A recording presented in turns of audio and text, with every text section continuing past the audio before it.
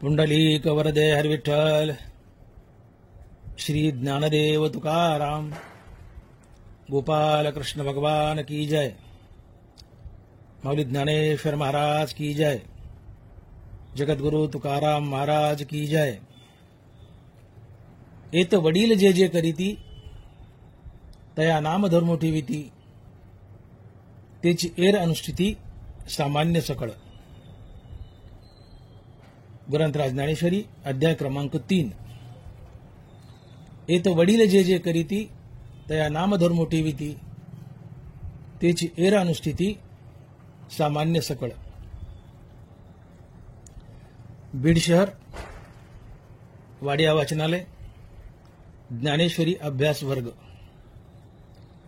या सत्रात आपलं चालू असलेलं ज्ञानेश्वरीच्या 3ऱ्या अध्यायावरील चिंतन आणि या चिंतनासाठी आज निवडलेली ओवी नरवारा लिहित आहेत। एत वडील जे जे करीती तया नाम धर्मो ठेविती तेची एर अनुष्ठिती सामान्य सकळ।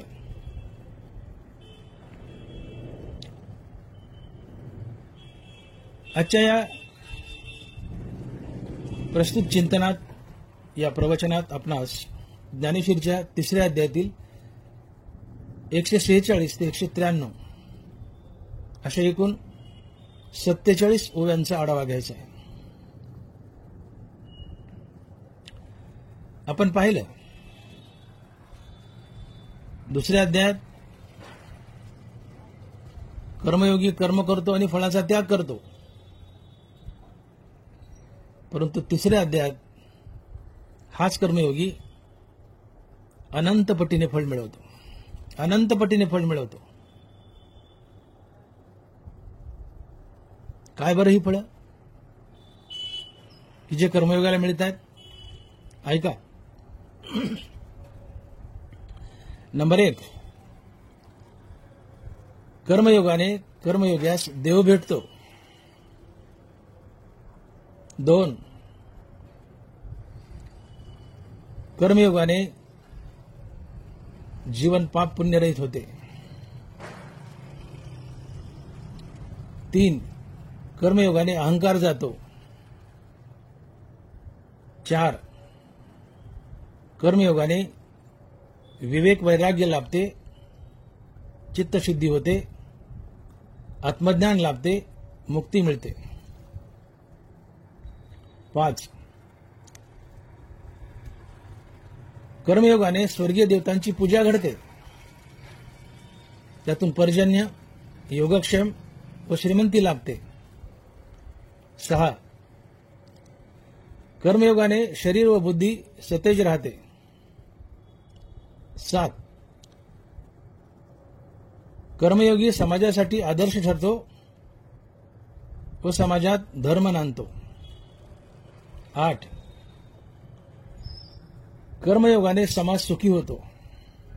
9, कर्मयोगाने समाजातून दंभ निघून जातो। अशी कर्मयोगाने कर्मयोगाला अनंत अनंत फायदे होतात। आजच्या प्रस्तुत प्रवचनात आपणास कर्मयोगास होणारा फायदा जो पाहायचा आहे तो फायदा आहे कर्मयोगी समाजासाठी आदर्श ठरतो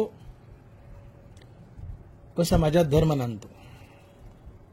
कर्मयोगी समाजासाठी आदर्श ठरतो व समाजात धर्म नांदतो।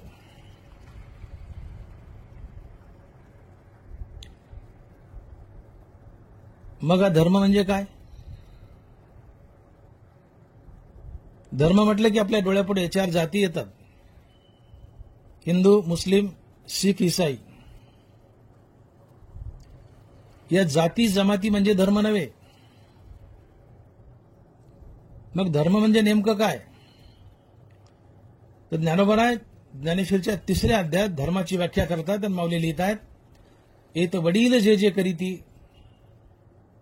तया नाम धर्मो ठेविती तेची एर अनुष्ठिती सामान्य सकळ। माऊली म्हणतायत की समाजातील वडील माणूस जसा जसा वागतो त्याच्या वागण्याला, चालण्याला, बोलण्याला धर्म म्हणावं. मग वडील माणूस जसा वागतो त्याच्या वागण्याला धर्म म्हणावं, तर वडील कुणाला म्हणावं? तर याची व्याख्या ज्ञानोबा ज्ञानेश्वर सांगतायत आणि माऊली लिहित आहेत की श्रुती स्मृतीचे अर्थ आपणच होनी मूर्त, अनुष्ठाने जगा देत वडील जे जे. जो वेदासारखं वागतो आणि वेदाचा धडा समाजाला देतो तो वडील असतो. मग जो वेदासारखं वागतो आणि वेदाचा धडा समाजाला देतो तो संत असतो. आणि म्हणून वडील म्हणजे संत. जयाचे 28 शब्द सुखे म्हणो इति येद, जयाचे 28 शब्द सुखे म्हणो इति वेद, तरी ते सदेह सच्चिदानंद का व्हावे. संत जर झोपेत चावळला तर संतांचं झोपेत चावळणं सुद्धा वेद ठरतो.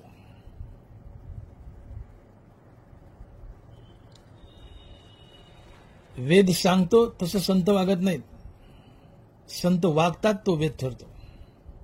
हा संतांचा मोठेपणा आहे. आणि म्हणून वडील म्हणजे संत. आमच्या लेखी वडिलाची काय व्याख्या आहे? जयाचे आयुष्य धाकुटे होय, बळ प्रज्ञा ही जिरोणी जाय, तयाचे नमस्कारी ती पाय वडील म्हणून.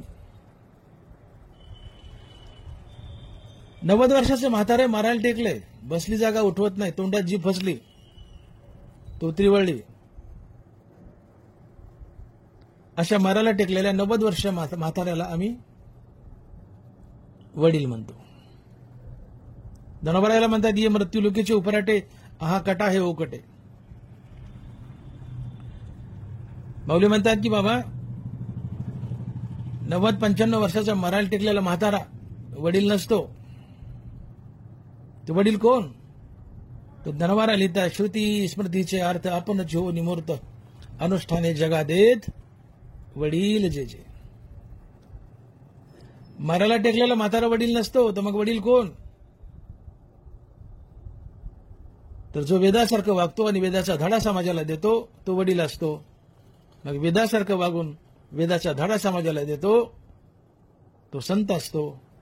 आणि मग संत म्हणजे वडील. आणि मग संत जसं जसं वागेल संताच्या वागण्याला, चालण्याला, बोलण्याला धर्म म्हणावं.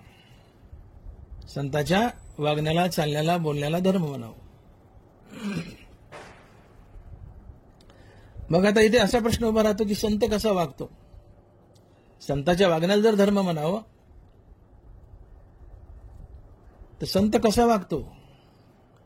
दरबारा लिहित आहेत, जया भक्तीची येतुली प्राप्ती, जे कैवल्या ते परोते सरमनती, जयाचे लिले माझी नीती जी आली दिसे, जयाचे बोलू धर्मू जिये, दिठी महासिद्धी ते विये, स्वर्ग सुखादी ये खेळू जयाचा. जयाचे बोलू धर्मू जिये, ज्याच्या सहज बोलण्यातून धर्म जगतो. अर्थात संत बोलेल तोच धर्म असतो. संतांच्या तोंडातून निघालेला प्रत्येक शब्द हा धर्म असतो. जयाचे बोलू धर्मू जिये, संत बोलेल तोच धर्म, संत वागेल तोच धर्म, संत करेल तोच धर्म. जया भक्तीची येतुली प्राप्ती, जे कैवल्या ते परोते सरमनती, जयाचे लिले माझी नीती जी आली दिसे. जयाचे लिले माझी नीती जी आली दिसे. संत जसा वागेल तो धर्म, तर संत कसा वागतो? तर जयाचे लिले माझी नीती जी आली दिसे. हे संताचं वागणं आहे. संताचं वागणं म्हणजे रीती, नीती, माणुसकी, इमानदारी, सत्य, अहिंसा, प्रेम, जिव्हाळा, परोपकार, सहानुभूती, सदाचार, हे सगळे सद्गुण म्हणजे संतांचं वागणं. आणि या सद्गुणाच्या समुदायाला धर्म म्हणतात. रीती म्हणजे धर्म, नीती म्हणजे धर्म, माणुसकी म्हणजे धर्म, इमानदारी म्हणजे धर्म, सत्य म्हणजे धर्म, अहिंसा म्हणजे धर्म, प्रेम म्हणजे धर्म, जिव्हाळा म्हणजे धर्म, परोपकार म्हणजे धर्म, सहानुभूती म्हणजे धर्म, सदाचार म्हणजे धर्म. नीती, रीती, माणुसकी, इमानदारी, सत्य, अहिंसा, प्रेम, जिव्हाळा, परोपकार, सहानुभूती, सदाचार हे सगळे सद्गुण आहेत. आणि हे सद्गुण म्हणजे संतांचं वागणं. आणि या सर्व सद्गुणाच्या समुदायाला धर्म म्हणतात. तुकोबाराय तर सत्याला धर्म म्हणतात. सत्य तोच धर्म, असत्य ते कर्म. सत्यानं वागणं हाच धर्म आहे.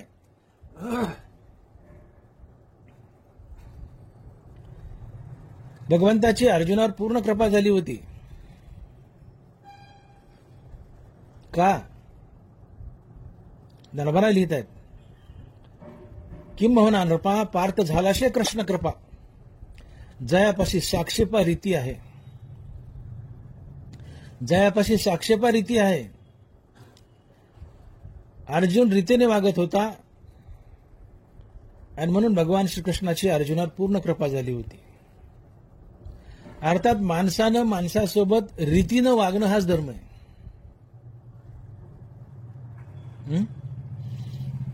आणि म्हणून रीती, नीती, माणुसकी, इमानदारी, सत्य, अहिंसा, प्रेम, जिव्हाळा, परोपकार, सहानुभूती, सदाचार या सर्व सद्गुणांच्या समुदायासच धर्म असे म्हणतात.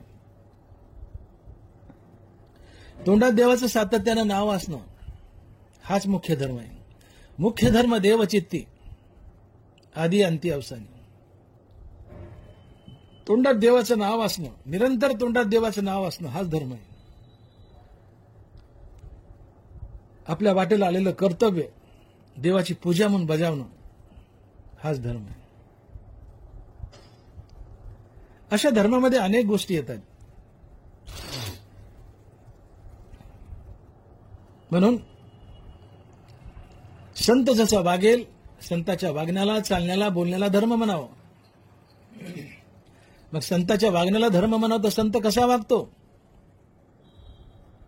संताचं वागणं म्हणजे मूर्तिमंत, रीती, नीती, माणुसकी, इमानदारी, सत्य, अहिंसा, प्रेम, जिव्हाळा, परोपकार, सहानुभूती, सदाचार या सर्व सद्गुणाचा समुदाय म्हणजे संतांचं वागणं.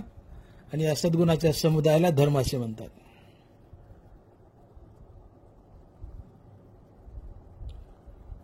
आणि म्हणून मी बोलून गेलो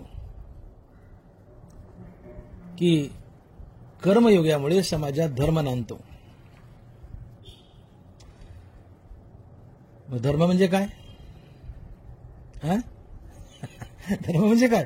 कर्मयोगामुळे समाजात धर्म नांदतो. कर्मयोगी संत असतो. संतामुळे, कर्मयोगामुळे समाजात धर्म नांदतो. म्हणजे काय नांदतंय? तर समाजात रीती, नीती, माणुसकी, इमानदारी, सत्य, अहिंसा, प्रेम, जिव्हाळा, परोपकार, सहानुभूती, सदाचार हे सद्गुण नांदतात. आणि या सद्गुणाच्या समुदायाला धर्म म्हणतात. मग ज्या समाजात धर्म नांदतो तो समाज सुखी होतो. कर्मयोगामुळे समाजात धर्म नांदतो आणि ज्या समाजात धर्म नांदतो तो समाज सुखी होतो. समाजात धर्म नांदणं आणि समाज सुखी होणं याचा अर्थार्थी संबंध काय?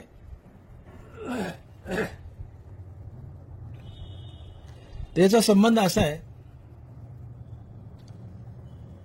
की कर्मयोगी स्वतः हरिनाम घेतो व समाजाच्याही मुखात हरिनाम देतो.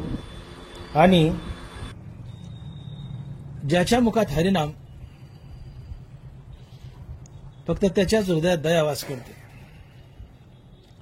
आणि ज्याच्या हृदयात दया वास करते त्याच्या जीवनात धर्म नांदतो.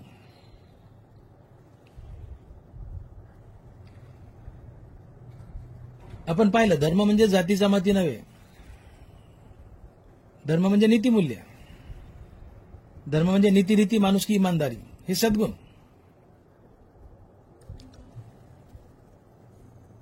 हे सर्व सद्गुण अर्थात धर्म दयेपाशी नांदतो आणि दया हरिनामापाशी नांदते. आणि कर्मयोगी हा नामधारक असतो, संत हा नामधारक असतो. कर्मयोगी अर्थात संत नामधारक असल्यामुळं नामधारकाच्या हृदयात दया वास करते. दयेजोळ धर्म अर्थात सर्व सद्गुण नीतिमूल्य वास करतात.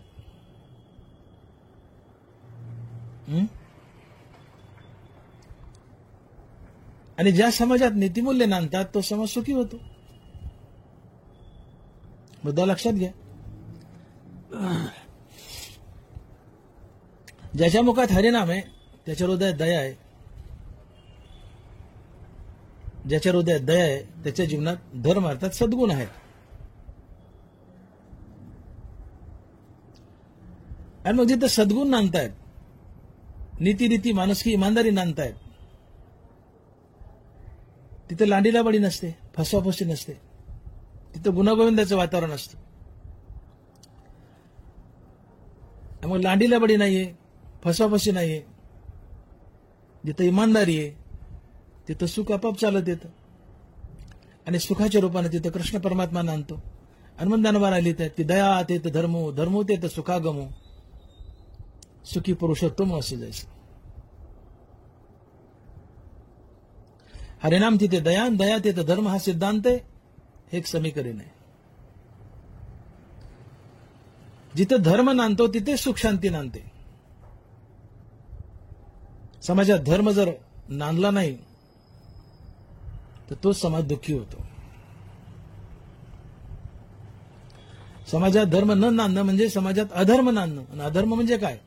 अधर्म म्हणजे अनीती, लांडीलबाडी, स्वराचार, फसवाफसवी, निर्दयता, कडूपणा, कपटीपणा हा सगळा अधर्म आहे. जिथे निर्दयता आहे, कडूपणा आहे, कपटीपणा आहे, लांडीलबाडी, फसवाफसवी आहे, तो समाज दुःखी होतो. आणि म्हणून जिथे अधर्म नांदतो तो समाज दुःखी असतो. तो जिथं धर्म नांदतो तोच समाज सुखी होतो. का? तर धर्म म्हणजे नीतिमूल्य, धर्म म्हणजे नीती रीती माणुसकी इमानदारी, सत्य अहिंसा प्रेम जिव्हाळा. मग ज्या समाजामध्ये धर्म नांदतो अर्थात नीतिरीती माणुसकी इमानदारी नांदते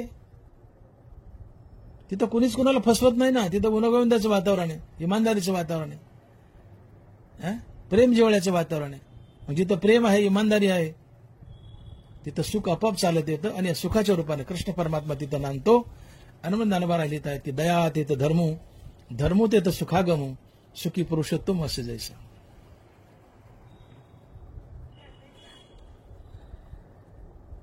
ज्याच्या मुखात हरिनाम आहे फक्त त्याच्याच हृदयात दया वास करते. तुकोबाराज साक्ष देत आहेत. भक्तीचे ते वर्म जयाचे हाती, तया घरी शांती क्षमा दया. भक्तीचे ते वर्म जयाचे हाती, तया घरी शांती क्षमा दया. ज्याच्या मुखात हरिनाम फक्त त्याच्याच जीवनात, फक्त त्याच्याच हृदयात शांती क्षमा दया. अर्थात हरिनामाच्या पोटी दया जन्म घेते. नाथ महाराज लिहित आहेत दयेसी स्वतंत्र जन्म नाही, जे तो उपजे तो साधू पाही. दयेला स्वतंत्र जन्मच नाही, दया ही हरिनामाच्या आश्रयाने जगते. साधू नामधारक असतो आणि मग साधूच्या जीवनात दया असते, संतांच्या जीवनात दया असते. संतांचा संतपणा जर कुठल्या भांडवलावर चालत असेल तर ते आहे फक्त दयेचं भांडवल. आणि म्हणून तुकोबाराय लिहित आहेत की भूतांची दया हे भांडवल संत. संतांचा संतपणा टिकून आहे ते केवळ दयेच्या भांडवलावर. संतांच्या जीवनातून दया जर वजा केली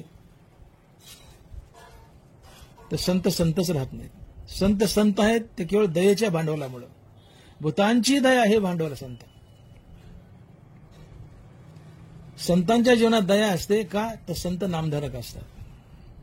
दयेशी स्वतंत्र जन्म नाही, जे तो उपजे तो साधू पाही.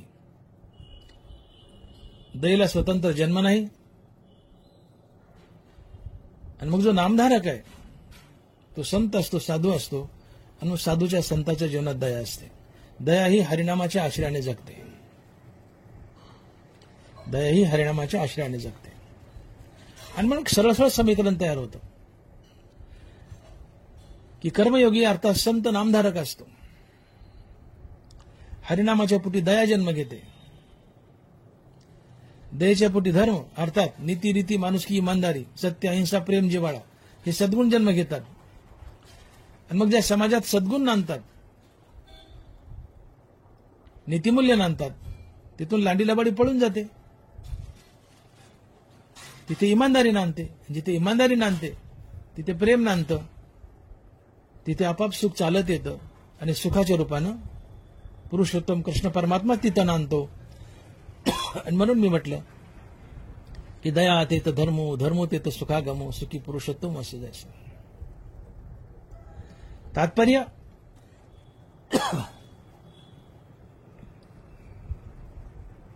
कर्मयोगी हा समाजासाठी आदर्श असतो. कर्मयोग्यामुळे समाजात धर्म नांदतो.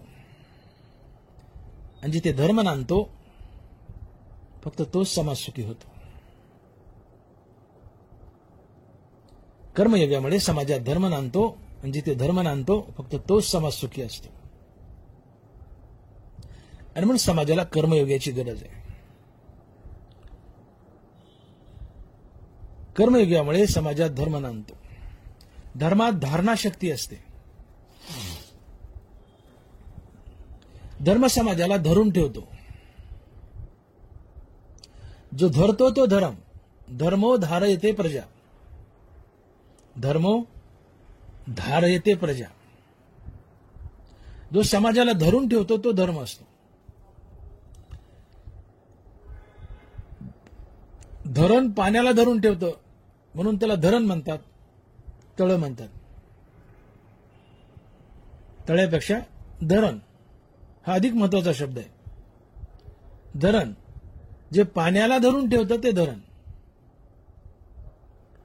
तसं समाजाला जो धरून ठेवतो तो धर्म. धर्मो धारयते प्रजा. धर्मात धारणा शक्ती असते. धर्म समाजाला एकत्रित धरून ठेवतो. का? तर कर्मयोगी स्वतः हरिनाम घेतो व समाजाच्याही मुखात हरिनाम देतो. तर ज्यावेळेस समाजातील जास्तीत जास्त लोक हरिनाम घेऊ लागतील त्यावेळेस सर्वांच्या हृदयात दया. दयेजवळ धर्म अर्थात नीतिमूल्य. आणि मग जिथं नीतिमूल्य नांदतात तिथे इमानदारी असते. जिथे इमानदारी आहे तिथं सुख आपाप चालत येतं. पूर्ण समाज सुखी होतो. आणि म्हणून कर्मयोग्यामुळे समाजात धर्म नांदतो. जिथे धर्म नांदतो तिथं सुख नांदतं. आणि म्हणून कर्मयोगी बना. म्हणून कर्मयोगी बना. कर्मयोगी समाजासाठी आदर्श असतो. तो आयडल असतो. समाज त्याचा फॉलोअप घेतो. कर्मयोगी जसा वागेल तोच आदर्श समाज डोळ्यापुढे ठेवतो आणि समाज तसंच वागतो. तात्पर्य समाज कर्मयोगाला फॉलो करतो. समाज कर्मयोगाचा आदर्श घेतो. कर्मयोगी जसा वागेल, संत जसा वागेल तसाच समाज वागतो. हनुमत दनवारा लिहितात प्रस्तुतवीत की येत वडील जे जे करीती तया नाम धर्मो ठेविती तेच एर अनुष्ठिती सामान्य सकळ. समाजातील वडील मनुष्य अर्थात संत अर्थात कर्मयोगी जसा जसा वागतो त्याच्या वागण्याला धर्म म्हणतात. आणि हा कर्मयोगी जसा वागेल तसंच समाज वागतो. आणि म्हणून संतांनी विशेष करून कर्माचा त्याग करू नये. कारण कर्मयोगी अर्थात संत जसा जसा वागेल तो धर्म असतो. तर समाजाला मार्ग दाखवण्यासाठी, समाजाला सन्मार्गाला आणण्यासाठी संतांची समाजाला फार गरज असते. संत आहे, आत्मज्ञानी आहे, आत्मज्ञानात तृप्त आहे. मी आता काहीच करणार नाही असं म्हणून जर संत गप्प बसला तर ज्ञानोबा म्हणतात समाजाला मार्ग कोण दाखवेल मग? समाजाला सन्मार्ग कोण दाखवेल? संत जर आत्मज्ञानाच्या तृप्तीची ढेकर देऊन निवांत राहिला तर समाजाला मार्ग कोण दाखवेल? नरवारा लिहितात, हागा ऐसे ना कीजे तरी अज्ञाना काय उमजे, ती कवने परी जाणीजे मार्गात या. एक कर्मयोगी अर्थात संत आहे, आत्मज्ञान मिळाले, मुक्ती मिळाली आणि आता आपल्या आत्मज्ञानात मुक्तीमध्ये आनंदात आहे. समाजाकडे पाठ फिरवली त्यांनी. ठीक आहे, तो आत्मसुखात लोळतोय, पण समाजाचं काय? समाजाचं हित कुणी करायचं? समाजाला मोक्षाचा मार्ग कुणी दाखवायचा? समाजाचं भलं कुणी करायचं? समाजाला सन्मार्गावर कुणी आणायचं? तर हे कर्मयोग्याला संतालाच आणावं लागतं. आणि म्हणून कर्मयोग्याने संताने विशेष करून कर्माचा त्याग करायचा नसतो. हनुमंतदानवारा लिहित आहेत की हे असे स्वभावे म्हणून कर्म न सांडावे, विशेषी आचरावे लागे संती. हे असे स्वभावे म्हणून कर्म न सांडावे, विशेषी आचरावे लागे संती. हे स्वाभाविक आहे. जग संतांच्या तोंडाकडे पाहतं, कर्मयोगाच्या तोंडाकडे पाहतं आणि ते जसे वागतील तसंच जग वागतं. अशी समाजाची रीत आहे. आणि म्हणून कर्मयोग्यावर, संतावर समाजाची फार मोठी जिम्मेदारी आहे. नरवारा लिहित आहेत की देखे प्राप्तार्थ झाले, निष्कामता पावले, तयाही कर्तव्य उरले लोगा लागे. प्राप्तार्थ झालाय, मोक्ष मिळवलाय, तृप्त झालाय, पण भगवंत आणि ज्ञानोबा म्हणतात की हे संत, हे कर्मयोगी, तू आता आत्मज्ञानाच्या तृप्तीत शांत राहू नको, एवढ्यावर भागलं नाही. समाजाला सन्मार्गाला लावण्यासाठी तुझं काही कर्तव्य बनतं, म्हणून कर्म टाकू नको. विशेष करून आदरानं तू कर्म कर, कर्मयोगी बन.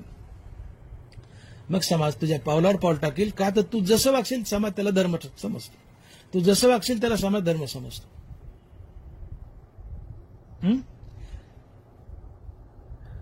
प्राप्ती झाल्या जैसी साधने सरती अपेशी, आत्मतुष्टी तशी कर्मे नाही. तुम्हाला आत्मज्ञानाची प्राप्ती झाली, मोक्षाची प्राप्ती झाली, तुम्ही कर्म टाकले तर चालतात. हरिनाम, निष्काम हरिनाम आणि निष्काम कर्म हे साधन आहे. हे साधन तुम्हाला मुक्ती मिळवून देतं. तुम्हाला मुक्ती मिळाल्यावर हे कर्म आणि नामाचं साधन तुम्ही टाकलं तर चालतं. परंतु भगवंत म्हणतायत तुम्हाला मुक्ती मिळाली नामाने आणि कर्माने, ते कर्म तुम्ही टाकाल, पण समाजाचं काय होईल? समाजाला हिताचा मोक्षाचा मार्ग कोण दाखवेल? कर्म टाकले तर चालतात, मुक्त माणसाने कर्म टाकले तर चालतात, पण मुक्त माणसाने कर्म टाकले, नाम टाकलं, समाजाचं काय होईल? समाजाला मोक्षाचा हिताचा मार्ग कोण दाखवेल? आणि म्हणून भगवंताने ज्ञानोबा आहे संतांना त्यांचं कर्तव्य बजावून देत आहेत की हे संत हो, हे कर्मयोगांनो, तुम्ही आत्मानंदात लोळतायत, मुक्त झालायत, पण तरीही तुम्हाला जगासाठी काही कर्तव्य करायचे. तयाही कर्तव्य उरले लोका लागे. जगासाठी काही कर्तव्य करायचे. काय? तर ज्या नामानं, ज्या कर्मानं तुम्ही मुक्त झाले, ते नाम आणि कर्म टाकून देऊ नका. तुम्ही आवडीनं करा आणि समाजाचे आदर्श बना. का तर तुम्ही जसे वागाल समाज तसाच वागतो. एखादा आंधळा मनुष्य, डोळस माणसाने त्याला वाट दाखवावी, तसं समाज आंधळा आहे, संत डोळस आहे.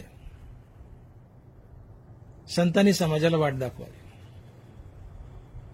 सन्मार्गाची, मोक्षाची. म्हणून मार्गी अंधा सरिसा पुढे देखना ही चाले जैसा, अज्ञाना प्रगटावा धर्मो तैसा आचरून. समाज आंधळा आहे, संत डोळस आहेत. संतांनी या आंधळ्या समाजाला बोटाला धरून सन्मार्गावर न्यावं, मोक्षाच्या दिशेने न्यावं. हे कर्तव्य संत हो तुमच्यासाठी उरतंय. म्हणून मुक्त झाल्यानंतरही संत हो कर्म टाकू नका. तुम्हाला कर्म करायची कशासाठी? लोकहितासाठी.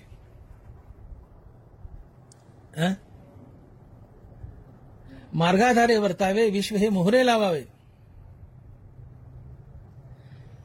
अलौकिक न व्हावे लोकांप्रती. तुम्ही स्वतःला लोकातून बाहेर काढू नका, अलौकिक समजू नका. लौकिकातच राहा, लोकात राहा, लोकाचे होऊन राहा. मी संत झालोय आता मी वेगळा आहे, काहीतरी विशेष आहे असं मानू नका. अलौकिक न व्हावे लोकांप्रती. तुम्ही मुक्त आहेत, तुम्हाला कर्माची गरज नाहीये, पण तरी कर्म करा. निष्काम भावनेने कर्म करा, फलत्यागयुक्त कर्म करा, निष्काम कर्मयोग करा. निष्काम कर्मयोगाच्या मार्गाने तुम्ही वागा आणि जगालाही त्या मार्गावर न्या. जगाचं कल्याण होईल. तुम्ही जगापासून अलिप्त राहू नका, अलौकिक होऊ नका. जगातलेच राहा, जग होऊन राहा, लोकाचे राहा, लोक होऊन राहा. म्हणून मार्गाधारे वर्तावे, विश्व हे मोहरे लावावे, अलौकिक नव्हे लोकाप्रती.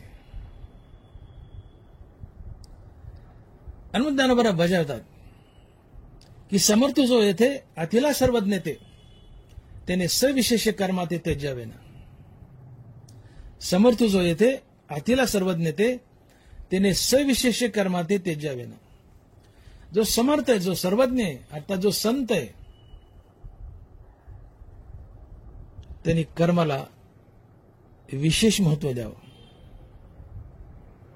कर्म आवडीने करावेत, कर्म कधीही टाकू नये. का? तर संतांनी कर्म टाकले तर लोक म्हणतील त्या संतांनी कर्म टाकले, आम्हाला कर्म करायची काय गरज आहे. कारण संत हा समाजाचा आदर्श असतो. संत जसा वागेल समाज त्याचा फॉलोअप घेतो. संत आळशी बनला, समाज आळशी बनतो. संत कर्मयोगात रत राहिला, समाज हे कर्म करतो. जगराहटी चांगली चालते. म्हणून समाजावर अवकाळ येऊ नये, समाज चुकीच्या मार्गाने जाऊ नये, समाज भटकू नये. म्हणून कर्मयोग्यावर संतावर फार मोठी जिम्मेदारी आहे. भले ते मुक्त झालेत, आता त्यांना कर्माची गरज नाही, पण लोककल्याणासाठी त्यांना कर्म करण्याची गरज आहे. बहुरुपयाची रावराणी,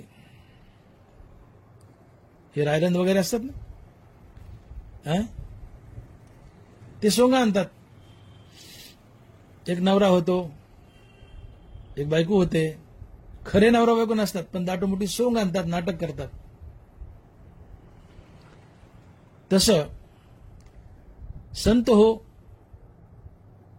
तुम्हाला कर्म करण्याची गरज नाही, पण कर्माचं सोंग करा. कर्माचं सोंग करा. कारण कर्म आता तुम्हाला बांधू शकत नाही. तुम्ही मुक्त झालेत, विरक्त आहेत. निरीच्छ माणसाला, विरक्त माणसाला कर्म बांधत नाहीत. तुम्ही कर्म करा, त्या कर्माचं फळ तुम्हाला बांधत नाही. जसे न शिंपे जळी जडे पद्मपत्र, कमळाचं पान पाण्यात राहून पाण्यानं लिप्त होत नाही, तसं संत कर्म करून कर्मात लिप्त होत नाही, त्या कर्मफळानं बांधल्या जात नाही. का तो अनासक्त आहे, विरक्त आहे, मुक्त आहे, फलदायकयुक्त कर्म करतो. मग संत कर्म करतो हे एक प्रकारचं सोंगच असते. का? तर जगाला मार्ग दाखवण्यासाठी. त्याला कर्माची गरज नाहीये, संताला कर्माची गरज नाहीये. तृप्ती झाल्या जशी साधने सर्दी अभ्यासी, आत्मतुष्टी तशी कर्मे नाही. संताला कर्मयोगाला कर्माची गरज नाहीये, पण तरीही या बहुरुपयासारखं सोंग म्हणून का होत नाही, पण त्यांनी कर्म करावे. बहुरुपयाची रावराणी, स्त्री पुरुष भाव नाही म्हणे, तरी लोक संपादनी तैसीच करते. एक नवरा होतो, एक बायको होते. खरोखर नवरा बायको नाहीत, पण नाटक करतात नवरा बायको सारखं. ते खरे खरे नवरा बायको वाटतात त्या सोंगात. तसं संत हो, कर्मयोगानो, तुम्हाला कर्माची गरज नाहीये, पण जगाला मार्ग दाखवण्यासाठी त्या बहुरुपयासारखं तुम्ही कर्माचं सोंग करा. अर्थात कर्म करा, ती उत्तम करा. जसा एखादा आसक्त पुरुष असतो आणि आसक्त पुरुष मला याचं फळ मिळावं, मला याचं फळ मिळावं, अशी आसक्तीने कर्म करतो आणि सुंदर कर्म करतो. तसं संत हो, तुम्ही सुंदर कर्म करा. कर्माचा आळस करू नका. ते फळ तुम्हाला बांधणार नाही तर तुम्हाला माहितच आहे. पण जगाला मार्ग दाखवण्यासाठी कर्म करा. फळाची आशा कामुक आचार्य जैसा, कर्मी भरू व्हावा तैसा निराशाही. एखादा कामुक आहे, फलासक्त भावनेने कर्म करतोय, उत्तम कर्म करतोय. तसं निराश पुरुषाने, संतांनाही त्या कामुक सारखं अतिशय उत्कृष्ट कर्म करावं. का तर संतानं कर्म केलं तर समाज संताचा आदर्श घेतो आणि संताच्या पावलावर पाऊल टाकतो. संत वागेल तसाच वागतो. मग समाज भरकटत नाही. पण संत जर कर्म टाकून बसेल तर समाजाला दिशा कोण दाखवेल? समाज काही करेल, उन्मत्त होईल, भरकटेल, लोकांची अधोगती होईल. म्हणून जगात, समाजात एकच व्यक्ती आदर्श आहे की ज्याचा आदर्श समाज घेतो, आणि ती आहे कर्मयोगी, अर्थात संत. आणि म्हणून भगवंत या अध्यायात कर्मयोगाला अर्थात संतांना बजावतात की हे संतो, जरी तुम्हाला कर्माची गरज नाहीये तरी जगाला मार्ग दाखवण्यासाठी, जग सन्मार्गावरच चालावं, मोक्षाच्या दिशेने जावं, यासाठी संत हो, तुम्हाला कर्म बंधनकारक आहे. तुम्ही कर्म करा, जगाच्या कल्याणासाठी कर्म करा. आणि मग संत जसा वागतो तसा समाज वागतो. म्हणून संत अर्थात कर्मयोगी हा समाजासाठी आदर्श ठरतो, आयडल ठरतो. असं आता भगवंत उदाहरण देत आहेत. भगवंत बोलतायत की अर्जुना, मला सांग की या जगात माझ्या इतका कोणी शक्तिशाली आहे का? नाही ना. देव बोलतायत, पुरतेपणा लागी अनेक दुसरा नाही जगी, ऐशी सामुग्री माझ्या अंगी. अरे माझ्या एवढ्या सामर्थ्यवान जगात कुणी आहे का? भगवान कृष्ण बोलतायत अर्जुनाला, माझ्या एवढ्या जगात कुणी सामर्थ्यवान आहे का? तुम्हाला माझं सामर्थ्य माहितीये का? म्हणले तुम्हाला काय सामर्थ्य देवाचं? मी अमृत गुरुपुत्र आणिला, तो पवाडा तुवा देखिला, तोही मी उगला कर्मीवरती. अरे मी माझे श्रीगुरु संदीपानी ऋषी यांचा मेलेला पुत्र आणून दिला, तुम्ही द्या बरं आणून. मी अमृत गुरुपुत्र आणिला, तो पवाडा तुवा देखिला, तोही मी उगला कर्मी राहते. मी माझ्या गुरुचा मेलेला पुत्र आणून दिला, इतकं मी सामर्थ्यवान आहे. मला काहीच प्राप्त करायचं नाही. मी देव आहे, ब्रह्मांड नायक आहे, सगळं माझ्यापासून आहे, सगळं माझं आहे, मला काहीच मिळवायचं नाही. तरी मी कर्म करतोय. का? मी कर्म टाकले तर लोक योग्य योग्य माझ्याकडे बोट दाखवतील. कृष्णाने का गोकुळात बसून राहिले, त्यांनी काय केलंय? कृष्ण गोकुळात बसून राहिले, त्यांनी काय केलंय? देव आणि संत जसे वागतील तो समाजासाठी आदर्श असतो. म्हणून देवाने आणि संतांनी कर्म कधीच टाकायचं नाही. दोघंही समाजाचे आयडल असतात. समाज देव आणि संत यांचा फॉलोअप घेतो. मग देव म्हणतात, मी जर आत्मानंदात, आत्मस्वरूपात तृप्त राहिलो, आम्ही पूर्ण काम होऊनी, जरी आत्मस्थिती राहोनी, तरी प्रजा हे कैसेनी निस्तरेल. मी योगेश्वर कृष्ण आहे, मी भगवान आहे, ब्रह्मांड नायक आहे, विश्वाचा देव आहे. मला कशाची गरज नाही, मी पूर्ण संतुष्ट आहे. पण या आत्मस्थितीत मी जर मग्न होऊन राहिलो तर प्रजेला मार्ग कोण दाखवेल? तरी प्रजा हे कैसेनी निस्तरेल. प्रजेला कोण मार्ग दाखवेल? म्हणून अर्जुना, मला कर्म करण्याची गरज नाहीये, तरी मी कर्म करतो. का? ते प्राणी मात्र माझ्या अधीन आहेत. जे भूत जात सकळ असे अमाचे अधीन केवळ, तरी न भावे वरळ मनोनिया. हे जगत हे प्राणी मात्र संत आणि भगवंत यांच्या अधीन असतं. संत आणि भगवंत जसे वागतील तसंच जगत वागतं. मग संत आणि भगवंत यांनी कर्मच टाकून दिली आणि आळशी होऊन बसले, काहीच केलं नाही, तर जगतही आळशी बनतं, स्वैर वागतं, चुकीच्या दिशेने जातं, इथे अधर्म बोकाळतो, इथे हाहाकार माजतो आणि लोक मोक्ष सुखापासून वंचित राहतात, नरकाला जातात. हे घडू नये, हे घडू नये. म्हणून हे संत हो, तुम्ही कर्म करा. जरी तुम्हाला कर्माची गरज नाही तरी कर्म करा, लोक कल्याणासाठी, लोक मार्गदर्शनासाठी. अरे बाबा मीच कर्म करतोय ना, मीच कर्म करतोय, तर तुम्हीही करा. मी देव असून कर्म करतोय, तर तुम्ही संतांना का करू नये, अवश्य करा. असा संदेश भगवंत संतांना देत आहेत, कर्मयोगाला देत आहेत. आणि मग नरमारा लिहित आहेत की तो वडील जे जे करीती तया नाम धर्म ठेविती, त्याची एर अनुष्ठिती सामान्य सुख. समाजातील वडील अर्थात संत कर्मयोगी जसं जसं वागेल त्यांच्या वागण्याला धर्म म्हणतात आणि समाज त्यांच्याच पावलावर पाऊल टाकतो आणि वागतो. संतांना तुम्ही कर्म टाकलं तर समाज कर्म टाकेल, समाज चुकीच्या दिशेने जाईल. संतो तुम्ही कर्म केलं तर समाजही कर्म करेल, त्यांचं कल्याण होईल, ते सन्मार्गावर चालतील. आणि म्हणून भगवान म्हणतात की मी देव असून कर्म करतोय, तर तुम्ही संतांना कर्मयोगाने कर्म का टाकावं, टाकू नका. देव कर्म करतोय तर तुम्ही संतांनाही कर्म अवश्य करावं. आणि म्हणून गरज नसताना गोकुळामध्ये भगवंतानं गायी राखल्या, गायीचं शेण काढलं, गायीच्या शेणाच्या गवऱ्या थापल्या,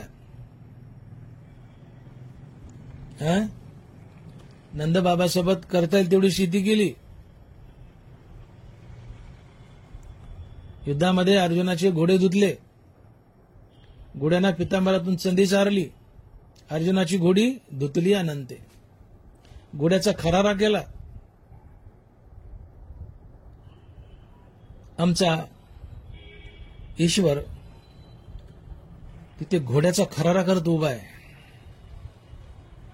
आणि आम्ही कर्मशून्य बनलोय. हे योग्य आहे का? हे योग्य आहे का? आमचा देव कृष्ण घोड्यांना पितांबरातून चंदी चारतो, घोड्याचा खरारा करतो, घोडे धुतो, गाई चारतो, गाईचं शेण काढतो, शेणाच्या गवऱ्या थापतो, नंदबाबाला शेती करू लागतो. कृष्ण कर्मयोग करतोय आणि आम्ही कर्मशून्य बनलोय. हे कितपत योग्य आहे? हे कितपत योग्य आहे? आजचे कर्मयोगी कोण आहेत?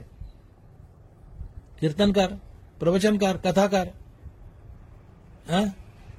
समाज कोणाच्या तोंडाकडे पाहतो? कीर्तनकाराच्या.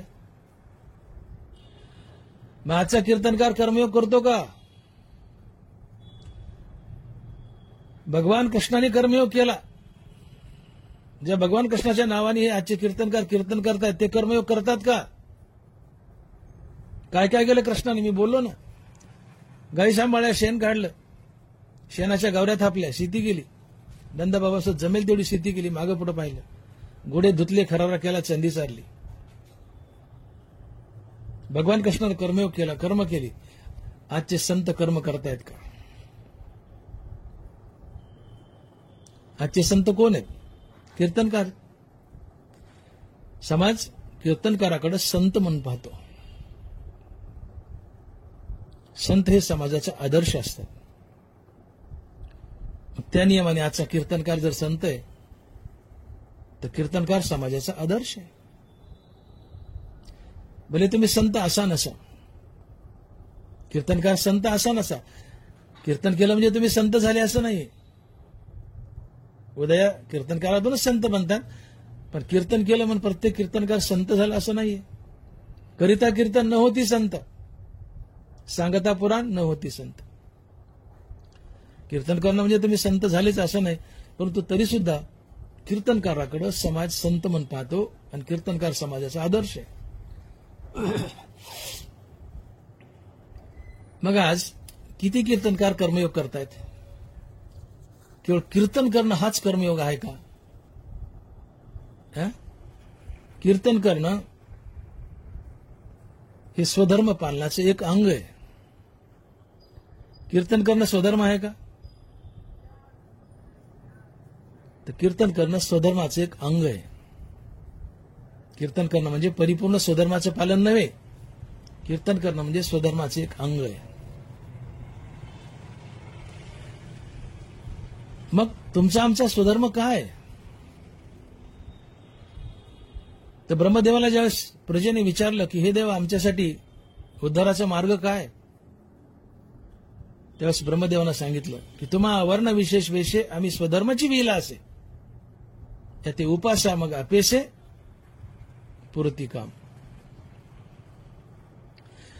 ब्रह्मदेवानं सांगितलं की तुम्ही ज्या वर्णात जन्म घेतलाय त्या वर्णाचं काम हाच तुमचा स्वधर्म. तुम्हा वर्ण विशेष वेशे आम्ही स्वधर्माची विला असे. आम्ही तुम्हाला स्वधर्मच अर्पण केलाय. कशाच्या रूपानं? ज्या वर्णात जन्म घेतलाय त्या वर्णाची कामं हाच तुमचा स्वधर्म. मग आज जवळजवळ 80-90% कीर्तनकार हे वैश्य आहेत. चातुर्वर्ण देवाने निर्माण केलाय, तो मानवनिर्मित नाहीये. याची परिजाण जे आहे ती चारी वर्ण सृजिले म्या गुण कर्म भागे. कृष्ण बोलतायत चातुर्वर्णाची निर्मिती म्या कृष्णानं केली. मग काही विचार करूनच केली असेल ना, फायद्याची म्हणूनच केली असेल ना. प्रत्येकाला कामं वाटून दिली, जगराटी सुरळीत चालावी म्हणूनच देवानी कृष्णाने चातुर्वर्णाची निर्मिती केली. मग चातुर्वर्णात प्रामुख्यानं 4च जाती आहेत: ब्राह्मण, क्षत्रिय, वैश्य आणि पुढे एक टिंबटिंब. मग ब्राह्मण एक जाते, क्षत्रिय एक जाते, वैश्य मात्र 18 पगड जाते. या ओबीसी मध्ये येणाऱ्या 374 जाती हे सगळे वैश्य.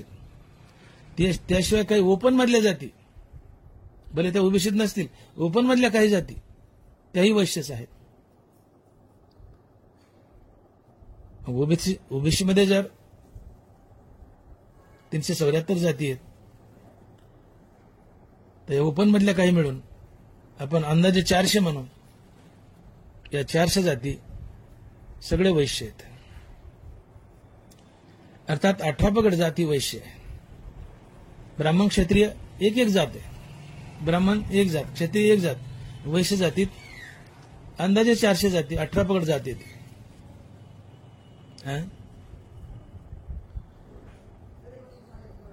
मग या 400 जाती जर वैश्य जातीत येत असतील तर या 400 जाती वैश्य धर्माचं पालन करतात का? वैश्याचा स्वधर्म काय? किंबहुना कृषीजीने गोधने राखून असणे, समर्गीची विकणे महर्गी वस्तू. नीट ऐकावी. वैश्याचा स्वधर्म काय? किंबहुना कृषीजीने गोधने राखून असणे, समर्गीची विकणे महर्गी वस्तू. वैश्याने शेती करावी, गायी पाळाव्यात, व्यापार करावा, पैशातला धनधान्याची देवाणघेवाण करावी. वैश्याचं मुख्य कर्म आहे शेती आणि गोपालन आणि व्यापार. मग आज 18 पगड जात वैश्यात येते. अंदाजे 400 जाती वैश्यात येतात, कमी जास्त असतील. 400 जाती गृहीत धरा वैश्यात येतात. मग 90% कीर्तनकार वैश्य जातीचे. मग 90% कीर्तनकार वैश्याचा स्वधर्म पाळतात का? वैश्य स्वधर्म काय? शेती करणं, गोरक्षण करणं, व्यापार करणं. मग 90% कीर्तनकार वैश्य आहेत. तर हे कीर्तनकार शेती करतात का? गोपालन करतात का? व्यापार करतात का? नाही करत. नुसते कीर्तन करतात. मग नुसतं कीर्तन करणं हे परिपूर्णतेने स्वधर्मात मोडतं का? पवित्र काम आहे, कीर्तन करता, फुल टाइमर कीर्तन करत. पण नुसतं कीर्तन करणं परिपूर्णतेने स्वधर्मात मोडतं का? तुम्ही जर वैश्य जातीचे असाल, कीर्तनकार 90% वैश्य जातीचे, वैश्याचा मुख्य धंदा जर शेती असेल तर तुम्ही कीर्तनकार शेती करता का? ज्या दिवशी कीर्तन नाही, रिकामे 4-8 दिवस काचे कोचे कोण शेतात नांगर हाणता का, आऊत हाणता का, दारे धरता का, ज्वारी बाजरी काढता का, उसाला पाणी देता का? नाही. तर मग तुम्ही स्वधर्म पाळला का? नाही. मग ज्ञानोबा म्हणतात, कर्म जे आपुले जाती स्वभावे असे आले, करीतेने जितिले कर्म बंधाते.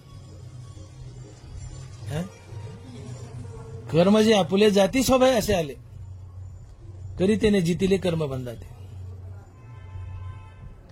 जातीनुसार आपल्या वाट्याला जे कर्म आले, या छोट्या जाती सोडून द्या, पण वैश्य जातीनुसार जे कर्म आपल्या वाट्याला आले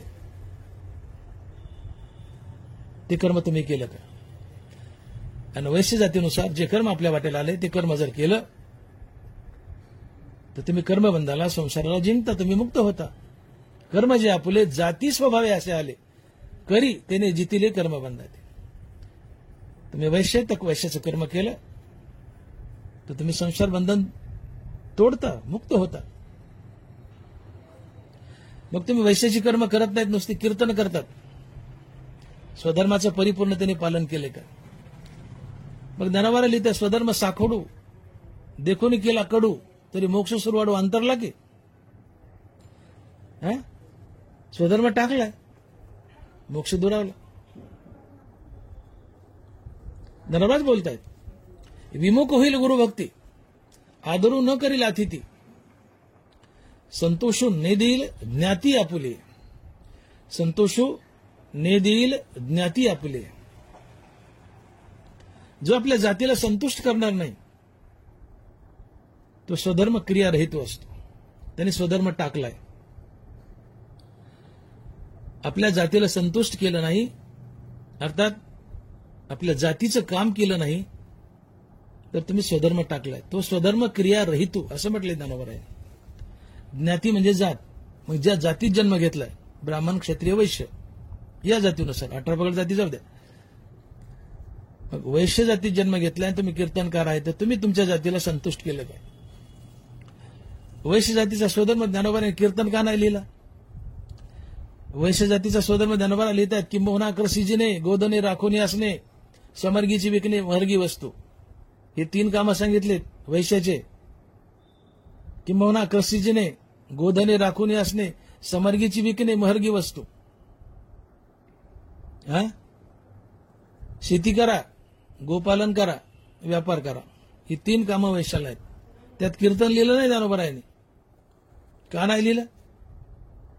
कीर्तन का नाही लिहिलं वैश्याच्या कामात? कीर्तन कोणी करू शकतं, कोणत्या वर्णाचा मनुष्य करू शकतो, पण कीर्तन करतायत म्हणून वैश्याची कामं टाका असं लिहिलं नाही. कीर्तन करा परंतु वैश्याची कामही करा. अर्थात कीर्तन करत करत शेती करा, गोरक्षण करा, व्यापार करा. तुम्ही तुमचा स्वधर्म पाळला. आणि शेती सोडली, गोरक्षण सोडलं, व्यापार सोडला, नुसतं कीर्तन केलं तर तुम्ही स्वधर्म टाकला. ज्ञानोबा बोलतायत का तुम्ही वैश्य? वैश्याचा काय स्वधर्म आहे? किंबहुना क्रसिजीने, गोधने राखोनी असणे, समर्गीची विकणे, महर्गी वस्तू. मग तुम्ही वैश्य जातीचे आहात, तर वैश्य जातीला संतुष्ट केलं का? नाही केलं. संतोषो नेदिल ज्ञाती आपुले. वैश्य जातीची कर्म केली नाही, शेती गोधन पाळलं नाही, व्यापार केला नाही, तर तुम्ही वैश्य जातीला संतुष्ट केलं नाही, म्हणजे तुम्ही स्वधर्म क्रिया रहित झालात. आणि जो स्वधर्म टाकतो, ज्ञानोबा लिहितायत, स्वधर्म जो सांडील ताय ते काळू दंडील, चोरू म्हणून हरील सर्वस्व तयाचे. लक्षात घ्या. संतोषू नेदिल ज्ञाती आपुली. तुमची जात आहे वैश्य, तुम्ही वैश्य जातीला संतुष्ट केलं नाही, अर्थात वैश्य जातीची कर्म केली नाही, म्हणजे शेती केली नाही, गोरक्षण केलं नाही, व्यापार केला नाही, नुसतं कीर्तनच केलंय. याला ज्ञानोबा म्हणतात स्वधर्म क्रिया रहितू. म्हणजे तुम्ही स्वधर्माचं पालन केलं नाही, स्वधर्म टाकलाय. आणि जो स्वधर्म टाकतो, ज्ञानोबा लिहितात, स्वधर्म सांडील ताय ते काळू दंडील, चोरू म्हणून हरील सरस्वतयाची. तो चोर आहे म्हटले, स्वधर्म टाकतो तो. त्याला येणारा काळ दंडित करतो, त्याचं सर्वस्व हिरावून घेतो, त्याला दारिद्र्य येतं, दलिंद्री येते. आता तुम्ही विचार करा, असा एकतरी संत दाखवा की ज्याने आपला स्वधर्म टाकलाय आणि नुसतं कीर्तन करत बसला किंवा हरिनाम घेत बसला आणि संत झालाय. असं एक तरी कीर्तनकार दाखवा, तुमच्या टांगा खालून जाईल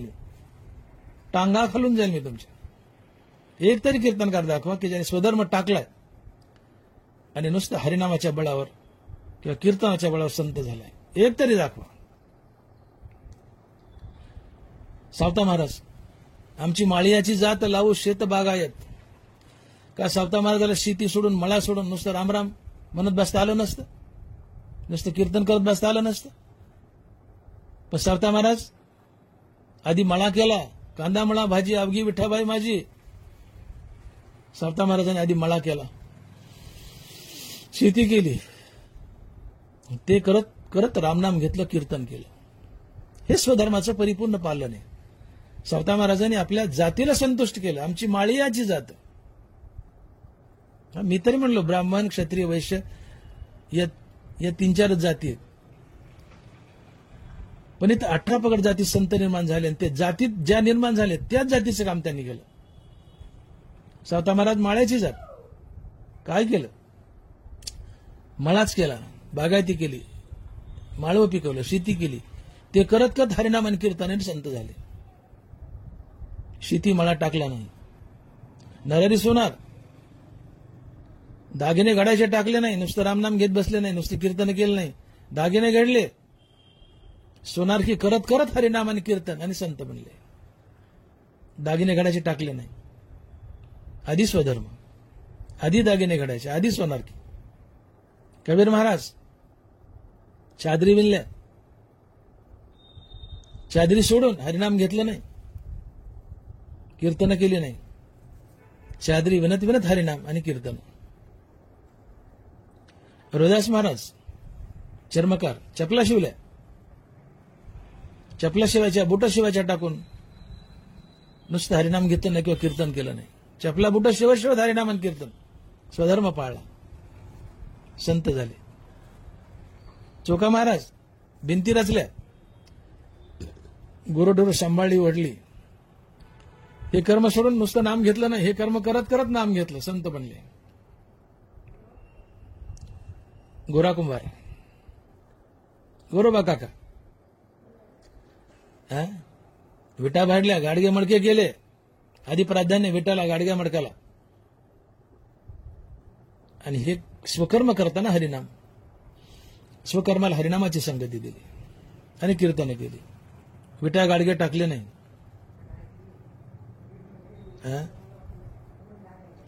तुकोबाराय वैश्य होते, शेती केली, दुकानदारकी केली, मिरच्याचा व्यापार केला. ते करत करत हरिनाम, कीर्तन आणि अभंग. भले शेवटच्या काही काळात भंडारा पकडला होता, दिवाळी निघाला होता, व्यापार वगैरे सुटला असेल, पण तारुण्यात तर केलं ना. मोठे मिरच्याचे व्यापारी, मोठे सावकार. तुकोबारा काय साधे सावकार होते का? त्यांचे वडील 12 बैलगाड्या भरतील एवढे मोठे सावकार. त्यांचे वडील बोलोबा 12 बैलगाड्या भरतील एवढी खाती पुस्तक, मोठे सावकार. तुकोबारांनी इंद्रायणीत बुडवलं. कान्होबाची त्यांना खाते पुस्तक अर्धी दिली, पण आपल्या वाट्याची इंद्रायणीत बुडवली. तुकोबारांनी मिरच्याचा व्यापार केला, शेती केली. ते करत करत हरिनाम, अभंग, गाथा वगैरे, भंडारा. नामदेव महाराज शिंपी, कपडे शिवत हरिनाम. आधी कपडे मग पांडुरंग. कपडे शिवत हरिनाम. कपडे शिवायचे टाकले नाही, शिंप्याचं काम टाकलं नाही, नुसतं हरिनाम घेतलं नाही. शिंप्याचं काम करत करत हरिनाम, शिंप्याचं काम करत करत हरिकीर्तन. मग ज्या संतांचा फॉलोअप आम्ही घेतो, ज्या संतांच्या अभंगावर आम्ही कीर्तन करतो, त्या एकाही संतांनी कर्म टाकलं नाही. ज्या कर्माच्या शिडीने, ज्या नामाच्या शिडीने, कर्म आणि नाम, ज्या कर्माच्या शिडीने संतांनी मोक्षाचं शिखर गाठलं, ती कर्माची शिडी मोक्षानंतरही संतांनी आपल्या उराला घट्ट पकडून ठेवली मुक्तीच्या आधी कर्म आणि मुक्तीनंतरही कर्मच केली. हा निष्काम कर्मयोग असतो. आणि असा कर्मयोगी, असा संत समाजासाठी आयडल असतो, आदर्श असतो. कर्मयोगी अर्थात संत समाजासाठी आदर्श असतो. कर्मयोगी अर्थात संत जसा वागेल तसाच समाज वागतो. समाजाने आजच्या कीर्तनकाराचा काय आदर्श घ्यावा? कीर्तनकार संत आहे, गृहीत धरा, आपण संत म्हणू त्यांना, समाजही मानतो. मग संत जसं वागतो तसंच समाज वागतो. मग कीर्तनकार जसा वागतो तसंच समाजाने वागावं. तर कीर्तनकारांना सगळे सोडले, शेती व्यापार सगळे सोडले, नुसतं कीर्तन करतात. मग समाजाने नुसतं कीर्तनच करावं का? मुद्दा लक्षात घ्या. कर्मयोगी जसा वागेल, कर्मयोगी जे करेल ते समाज करतो. मग आजचा कर्मयोगी, आजचा संत हा कीर्तनकार आहे. मग कीर्तनकाराने शेती टाकली आहे, व्यापार टाकलाय, गोपालन टाकलंय, नुसती कीर्तन करतोय. मग समाजाने नुसती कीर्तनच करायची का? जगातल्या प्रत्येक माणसाने कीर्तनकारच व्हावं. मग श्रोता राहूच नाही, नुसतं कीर्तन करावं. तर कीर्तनकार आदर्श आहे.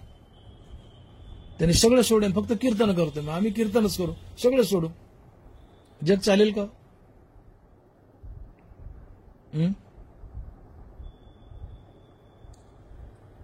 आणि मग लक्षात घ्या की परमार्थात एक वेडगळपणा झालाय. परमार्थिकानं काहीच करायचं नसतं, त्याने फक्त हरिनाम घ्यायचं असतं. आणि ते घेतो का नाही देवाला डोळे, घेतो का नाही हे माहित नाही. परमार्थिकानं काहीच करायचं नसतं. आणि एखादा परमार्थिक करू लागला तर समाजही त्याला करू देत नाही. तुम्ही बाबा आहेत, तुम्ही महाराज आहेत, तुम्ही कीर्तनकार आहेत, तुम्ही नका काम करू, तुम्ही बसा, तुमचे हातपाय दाबतो आम्ही.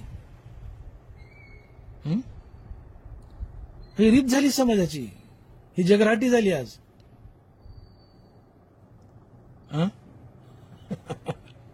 मोठी गंमत झाली आहे. तुकोबाराय म्हणतात, न बाणता स्थिती अंगी कर्मत्यागी लंडतो. तुका म्हणे अधम त्याशी भक्ती दोषी हरीची. जोपर्यंत आत्मस्थिती, आत्मस्वरूपाची ओळख नाही तोपर्यंत कर्म तुम्हाला बंधनकारक आहे. आणि वैराग्य प्राप्तीच्या आधी आणि आत्मस्वरूपाची ओळख पटण्याच्या आधी जर तुम्ही कर्म टाकलं आणि नुसतं हरिनाम घेत बसलं तर तुम्ही भक्तीला भूषण नसून दूषण आहात. ती व्यक्ती लंड आहे, पापी, अधम आहे. हे तुकोबाराय बोलतायत. न बाणता स्थिती अंगी कर्म त्यागी लंडतो. तुका म्हणे अधम त्याशी भक्ती दोषी हरीची. म्हणून कर्म टाकून नुसतं हरिनाम घेऊ नका. ही अधुरी भक्ती आहे. ही भक्तीला भूषण नसून दूषण आहे. पक्षाला उडायला 2 पंख लागतात तर तो उडतो आणि गगन भरारी घेतो. तसं भक्तीला 2 पंख आहेत, एक निष्काम कर्माचं, एक निष्काम हरिनामाचं. आणि या कर्माच्या नामाच्या पंखानी भक्ती गगन भरारी घेते आणि पांडुरंग गाठते. नामाचं पंख गळालं, पांडुरंग सापडत नाही. कर्माचं पंख गळालं तरी पांडुरंग सापडत नाही. म्हणून कर्म आणि नाम अक्षरशः एक रूप आहेत. कर्म आणि नाम यांची बेरीज बरोबर भक्ती. निष्काम कर्माधिक निष्काम हरिनाम बरोबर भक्ती. म्हणून मुखात हरिनाम धारण करा आणि आपलं प्रत्येक कर्म कर्माभिमानाने फलेच्या टाकून, कर्तव्य आणि प्रभुपूजा समजून ईश्वराप्रित्यर्थ व ईश्वरार्पण बुद्धीनं करा. हाच परिपूर्ण कर्मयोग आहे आणि हीच भगवंताची परिपूर्ण भक्ती आहे. निष्काम कर्म अधिक निष्काम नाम बरोबर भक्ती. दोघं एकमेकाहून अधुरी आहेत. मग निष्काम कर्मयोग कोण? संत कोण? की ज्यांनी मुखात हरिनाम धारण केले आणि आपलं प्रत्येक कर्म देवाची पूजा म्हणून करतो, फलत्यागयुक्त करतो, ईश्वराची पूजा म्हणून करतो. ज्याच्यासाठी कर्म करतो त्याला देव समजतो. मग मी कर्म करता येते सांडून या निज चित्ते, भगवत रूप भाविता भूते ब्रह्मार्पण तेते होय कर्म. मी कर्म करता येते सांडून या निज चित्ते, भगवत रूप भाविता भूते ब्रह्मार्पण तेते होय कर्म. मी कर्म करतो याचा अभिमान घेऊ नका.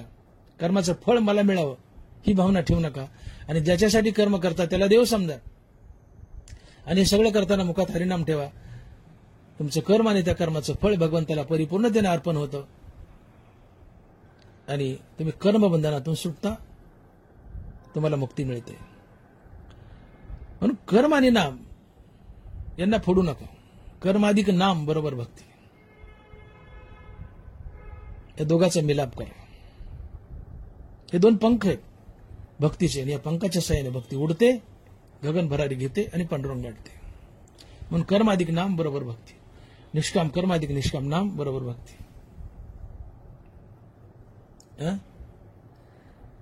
मग आज मी खेदानं बोलतो, मला क्षमा करा, मला कोणाची टिंगल करायची नाही, कुठल्या कीर्तनकाराची वगैरे, की कीर्तनकार स्वधर्माचं पालन करतायत का.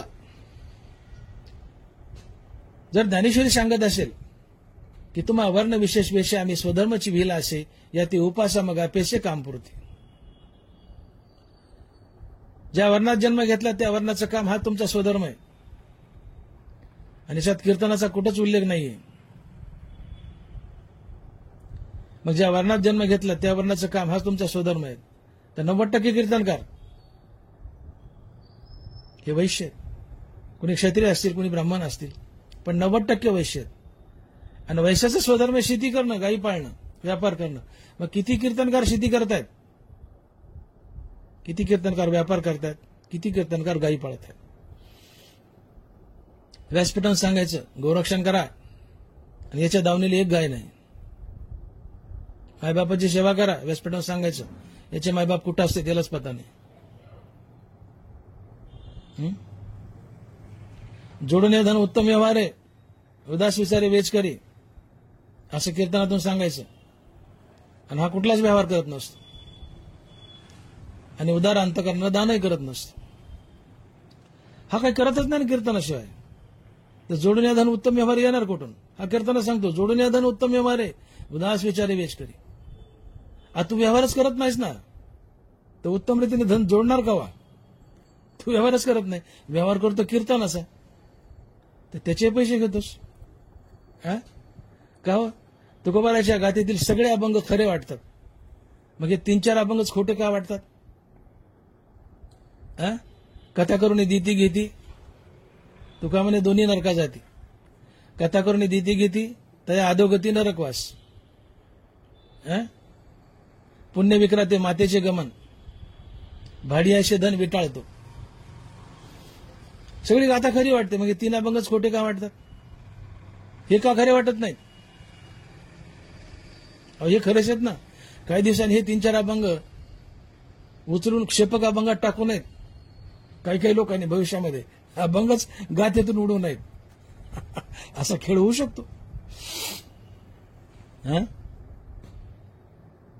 मग एवढं मोठं पाप सांगितलंय, तर तुम्ही का घेता कीर्तनाचे पैसे.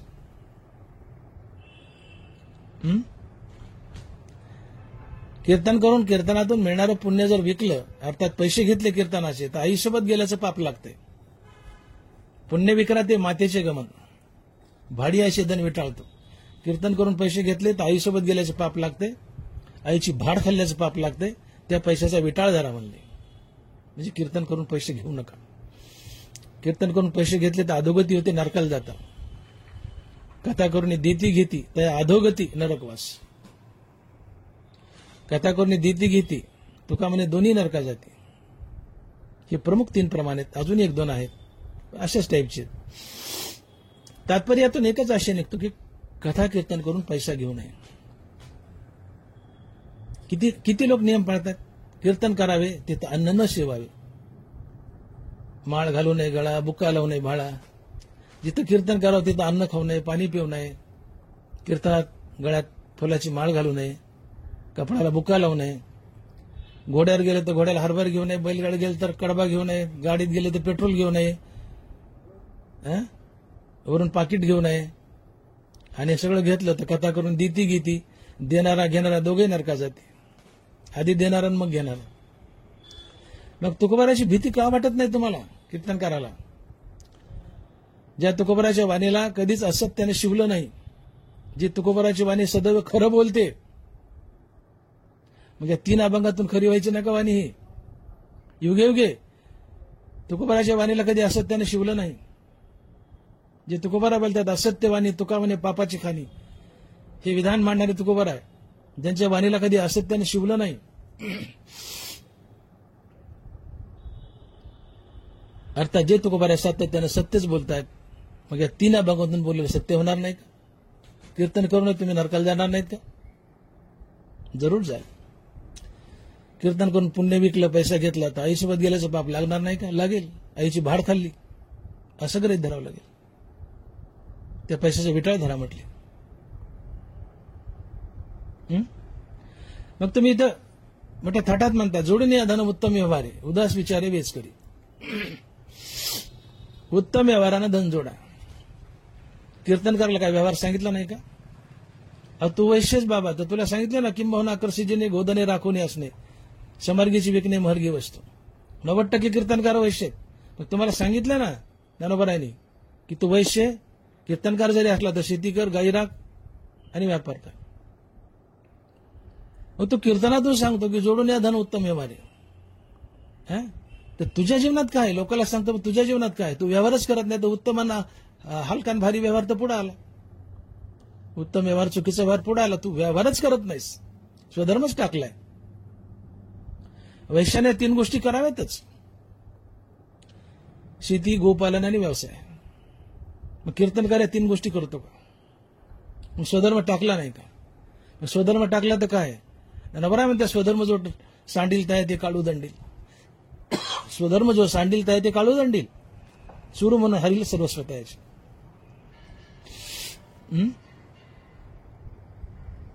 मला भीती वाटायला लागली. ज्ञानोबराज चोर म्हणतात, मला भीती वाटायला लागली म्हणायची. उद्या सगळ्या कीर्तनकारांनी माझ्या अंगावर येऊ नये. ज्ञानोबराज बोलतात स्वधर्म जो सांडील आहे ते काढू दंडील, सुरू म्हणून हरील सर्वस्व त्याचे. समाजापुढे आम्ही कीर्तनकारांनी खरी ज्ञानेश्वरी आणली का? आम्हाला कळाली नाही म्हणून आली नाही समाजापुढे का? कळू नये आम्ही लपून ठेवली? हा प्रश्न आहे. समाजापुढे खरी ज्ञानेश्वरी आलीच नाही, मग ती का आली नाही? तर कीर्तनकाराला ती कळाली नाही म्हणून आली नाही का? कळू नाही दाबून ठेवली म्हणून आली नाही? हे गूढ आहे, हे गुपित आहे. याचा ज्याचा त्याने विचार करावा.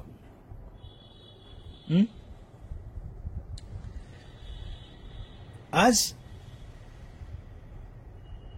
एक 25% कीर्तनकारांत असं धरले, कुठेतरी एखाद्या ठिकाणी एखादं मंदिर बांधायचं, वर पांडुरंगाचं रुक्मिणी मातेचं मूर्ती स्थापना करायची, खाली एक खिंडारा काढायचं गाभारा, आणि हा कीर्तनकार आता मरण पावला तर म्हणत नाही मी, पण वैकुंठवासी झाला त्या खालच्या गाभाऱ्यात त्याची मूर्ती बसवायची. मग समाज येतो, याच्या पाय पडतो, ते एक तीर्थक्षेत्र बनतं. पण तुमची मूर्ती स्थापना करायच्या आधी तुम्ही विरक्त आहात का? तुमच्या जीवनात वैराग्य आहे का? तुम्ही संत पदाला पोहोचलेत का? काय संतांची लक्षणे आहेत तुमच्यात? मग तुमच्या मूर्त्या स्थापन करतायत. बऱ्याच कीर्तनकारांनी आपली फोटो बाजारात आणली आहेत. आपल्या डोळ्या देखत त्या फोटोची पूजा पाहतात. दरबारा लिहितात, पूज्यता डोळा न देखावी, स्वकीर्ती कानी न कावी, हा अमुक ऐशी न वैसीची लोके. एखाद्या घरी कीर्तनला गेलात, मुक्काम पडा, सकाळी बैठकीत बसता, त्या बैठकीत तुमचा फोटो असतो. कीर्तनकार आपला फोटो पाहत असतो. घरमालक येतो आणि उदबत्तीने त्याच्यासमोर त्या कीर्तनकारच्या फोटोला ओवाळतो. आपली पूजा आपल्या डोळ्यानं पाहणं हे मरण आहे. पूज्यता डोळा न देखावी. काय गरज आहे हयातीमध्ये आपले फोटो बाजारात आणण्याची? कशा करता? आणि अनेक कीर्तनकारांनी आपल्या हयातीत बाजारात फोटो आणलेत. पाठीमागं डोक्याच्या मागं मोठं मोठं परब्रह्माचं ते सूर्यासारखं चित्र लावले. अरे तुमच्या मृत्यूनंतर येऊ द्या ना तुमचे फोटो, जर असताल संत तर. हयातीतच बाजारात फोटो आणले आणि आपली पूजा आपल्या डोळ्यानं पाहतात. नरवाला सांगतात, जोपर्यंत वैराग्य आणि आत्मस्वरूपाची ओळख नाही तोपर्यंत आपलं स्वकर्म टाकू नये. जेव्हा निरार्थता नाही तेव्हा व्यापारू असे पाही, मग संतुष्टीचे ठाई कुंठे सहज. जोपर्यंत आत्मस्वरूपाची ओळख नाही, वैराग्याची प्राप्ती नाही, तोपर्यंत आपल्या वाटेला आलेलं कर्म कोण टाकू नये. आणि तो ते जर कर्म टाकलंच तर तो पापी लंड आहे. अर्जुना, स्वधर्म सांडशील तर पापावर पडा होशील, आणि अपेस ते वचेल कल्पांतवरी. जोपर्यंत वैराग्य नाही, आत्मस्वरूपाची ओळख नाही, तोपर्यंत आपल्या वाटेला आलेलं कर्म कोणीही टाकू नये, आपला स्वधर्म टाकू नये. आणि वैराग्य प्राप्तीच्या आधी आणि आत्मस्वरूपाची ओळख पटण्याच्या आधी जर कर्म टाकलंच तर तो पापी म्हणतात. अर्जुना स्वधर्म सांडशील तर पापावर पडावशी. अर्जुन स्वधर्म टाकत होता. अर्जुन देवाला म्हणाला मी डोंगरात जातो, नाम संकीर्तन करतो किंवा हरिकीर्तन करतो, संन्यासी होतो. देवाने का परवानगी दिली नाही? का तर अर्जुनापाशी वैराग्य नव्हतं.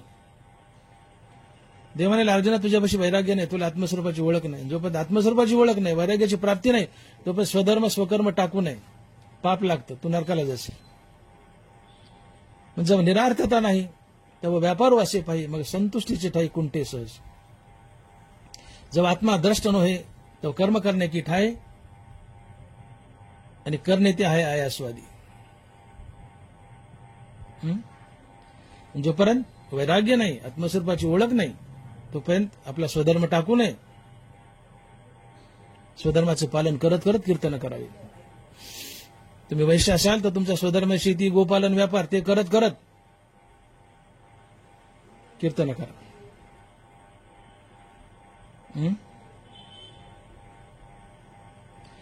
रवाना लिहितात विहित कर्मे स्वयं करी तो मोक्षाचे ऐलद्वारी पैठा होय. वैश्याची विहित कर्म काय? शेती गोपालन व्यापार ही विहित कर्म आहेत वैश्याची.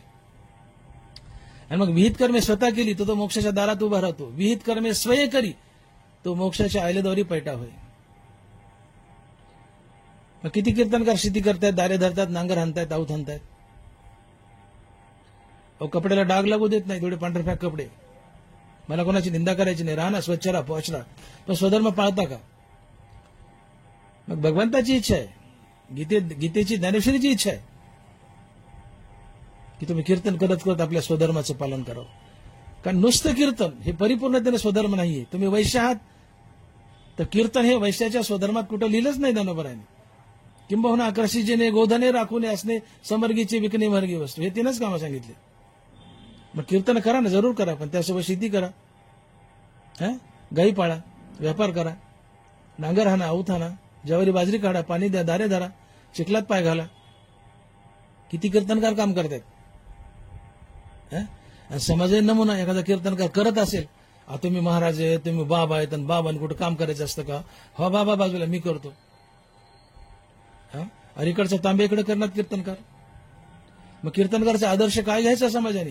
कीर्तनकार समाजाचा आदर्श आहे, कर्मयोगी समाजाचा आदर्श आहे, संत समाजाचा आदर्श आहे. मग कीर्तनकार जर आळशी झाला तर समाज आळशी होईल ना. म्हणून आज अशी परिस्थिती की कीर्तनानं माणसं सुधरत नाहीत आणि तमाशानं बिघडत नाहीत. नाथ महाराज म्हणतात की तैसे संत जगी क्रिया करुणी दाविती अंगी. तैसे संत जगी क्रिया करुणी दाविती अंगी. तो संत असतो, तो कर्मयोगी असतो की जो आधी आचरणात आणतो मग समाजाला सांगतो. नाथ महाराजाकडे एक बाई गेली आणि म्हणाली महाराज हे पोरग गुळच फार खातोय हो. नाथ महाराजांनी मस्तकावर हात ठेवला, म्हणले जा बाई, देईल म्हणले सोडून. घरी गेलो ते जास्त गुळ हाणाले ना, ढेपच भसकायले. 8 दिवसांनी ती बाई आली, म्हणजे महाराज हे तर जास्त गुळ खायले. नाथ महाराज हसले, म्हणले बस बाई. डोक्यावर हात ठेवला, जा म्हणले आता खायचं नाही 8 दिवसांनी. ती बाई गेली. नाथ महाराजांनी आधी गुळ खायचा सोडा. 8 दिवसांनी बाई आली, म्हणली महाराज सोडा किंवा गुळ आता? म्हणले कसं काय झालं? म्हणले बाई मागच्या वेळेस मी गुळ खात होतो, आशीर्वाद दिला, पण मीच खात होतो, नाही फळला. आता दुसऱ्यांदा आशीर्वाद दिला, त्याच्यानंतर मीच गुळ खायचा सोडला, माझा आशीर्वाद फळला, त्याने गुळ सोडा. तैसे संत जगी क्रिया करुणी दाविती अंगी. कीर्तनकारानं, संतानं, कर्मयोगानं आचरण करून दाखवावं, तेव्हा समाज तुमचा फॉलोअप घेतो. आणि मग सध्याच्या काळात कीर्तनकार छोटे मोठे संत आहेत, कीर्तनकार छोटे मोठे संत आहेत. कीर्तनकाराकडे लोक देव म्हणून पाहतो, संत म्हणून पाहतो. समाज कीर्तनकाराकडे संत म्हणून पाहतात, देव म्हणून पाहतात. आणि आजचा संत आणि आजचा देव जर आळशी म्हणला, त्यांनी कर्मच टाकली, स्वधर्मच टाकली, तर समाज बराडायचा नाही तर काय होईल? मग हेच देव सांगतायत, कारण मी विश्वासात धनी आहे, आत्मतृप्त आहे, मला कशाची गरज नाहीये. पण मी गोकुळात गाईचं शेण काढलं, गाई मला काय गरज होती गाई सांभाळायची? कृष्ण म्हणते मला गाई सांभाळायची काय गरज आहे? मी विश्वासात देव आहे, मी बसून राहिलो असतो सिंहासनावर गादीवर, नोकर ठेवले असते गाई सांभाळायला, पण मी स्वतः गाई सांभाळल्या का? लोकांनी माझा आदर्श घ्यावा. लोकांनी गाई सांभाळत. मी गाईचं शेण काढलं का? लोकांनी शेण काढावं, गवऱ्या थापावे. मी घोडे चारले, घोडे खाजवले, खराबा केला, घोड्याला पितांबरातून संधी चारली. मी का केलं हे? की मी काम केलं तर उद्या म्हणेल की कृष्ण काम करत होता, आपणही करायला पाहिजे. संत काम करत होते, आपणही करायला पाहिजे. पण देवानीच काम नाही केलं, संतांनीच काम नाही केलं तर समाज म्हणेल देव आळशी होता, संत आळशी होता, मग आपण झालं काय बिघडायला? हे जगराटी चालेल कशी? जग लयाला जाईल. मग सध्याचा देव, सध्याचा संत हे कीर्तनकार आहेत. हे जर आळशी झाले, यांनी स्वधर्म टाकला, शेती टाकली, व्यापार टाकला, तर समाजही टाकेल. आणि ती परिस्थिती आहे. पण आज कीर्तनानं समाज सुधारणा आहे आणि तमाशानं बिघडा नाही. लोक आहे तिथंच आहेत. उलट समाजाची अधोगती कीर्तन ऐकून, पण प्रगती नाहीये. का? कीर्तनकाराची कृती चुकीची आहे. तैसे संत जगी क्रिया करूनही दावी त्या अंगी. समाज जर कीर्तनकाराच्या पाय पडतो, त्यांना आदर्श समजतो, त्यांच्या पावलावर पाऊल टाकवतो, तर कीर्तनकारानं कीर्तन करत करत गायी सांभाळाव्यात, गायी पाळाव्यात, व्यापार करावा, शेती करावी, नांगर हाणावा, अवत हाणावा, काचेकोचे खाव्यात, चिखलात पाय घालावेत, वेळेला तर जागलीवर झोपावं. आता तुम्ही 50 लाखाच्या गाडीच्या खाली उतरणार ना, कीर्तनचा रेट बी काय झालाय? 11,000पासून सुरू आहे. 11,000पासून 11,000, 21,000, 35,000, 51,000, 71,000, अजून पुढे असेल. इकडून फोन केला कीर्तनकाराला की कीर्तनाची तारीख आहे का? तिकडून माहिती आहे, पण मी एका कीर्तनाची 35,000 घेतो. इकडचा माणूस दचकतो, नाविलाज आहे, नावाडलेला कीर्तनकार असतो, घ्यायचे असते, देतो 35,000, देतो 35,000, असे फोन असतात. मला कोणाची निंदा करायची नाही, टिंगल करायची नाही, मला फक्त ज्ञानेश्वरी सांगायची. मी फक्त ज्ञानेश्वरी आपल्याकडे मांडतो. पण आपल्या हयातीतच मंदिरं बांधायचे, त्याच्या खाली खिंडार करायचं, त्यात आपली मेले मूर्ती बसवायची. आता तुम्ही संत पदाला जा ना विवेक, ना वैराग्य, ना आत्मस्वरूपाची ओळख, आणि तुम्ही संत झाले म्हणता. हे येऊ द्या, संतपद येऊ द्या जीवनात तुमच्या, मग बसवा. तुम्ही तुमच्या हयातीत मंदिर बांधता, खाली खिंडार ठेवता, त्याला तीर्थक्षेत्र म्हणता, मेल्यावर तुमची मूर्ती तिथं, लोक तुम्ही संत नसताना तुमच्या पाया पडतात, पायावर पैसे पडतात, घरच्याची मजा होते. एक पैसा मिळवण्याची साधन सामग्री बनते. तीर्थक्षेत्र बनो की न बनो.